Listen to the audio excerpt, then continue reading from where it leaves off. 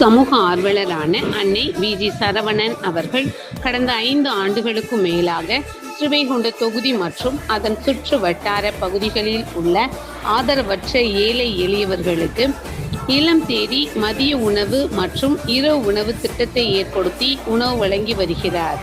இந்நிலையில் தமிழக வெற்றிக் கழகத்தின் ஐம்பெரும் கொள்கை தலைவர்களுள் ஒருவரான சமூக ஆர்வலர் அஞ்சலை அம்மாளை கொள்கை தலைவராக அறிவித்ததன் ஏற்பால் தமிழக வெற்றிக் கழகத்துடன் இணைந்து தமிழக வெற்றிக் கழக தலைவர் தளபதி திரு விஜய் அவர்களின் ஆசியுடன் கழக பொதுச் செயலாளர் அண்ணன் புஸ்ஸி என் ஆனந்த் அவர்களின் வழிகாட்டுதலின்படியும் 7/5/2026 அன்று 1393வது நாளாக ஏரல், உண்டியலூர், ஸ்ரீவைகுண்டம், கோட்டைக்காடு, சிறுதொண்டநல்லூர் மற்றும் கீழமங்கலக்குறிச்சி அதன் சுற்று வட்டார பகுதிகளில் உள்ள ஆதரவற்ற ஏழை எளியவர்களுக்கு தமிழக வெற்றிக் கழகம் தூத்துக்குடி மேற்கு மாவட்டம் ஜனநாயகனின் தீவிர ரசிகர் சமூக ஆர்வலர் அன்னை வி.ஜி. சரவணன் அவர்களின் சார்பில் மதிய உணவாக முட்டையுடன் கூடிய குருமா குழம்பு சாப்பாடு வழங்கப்பட்டது.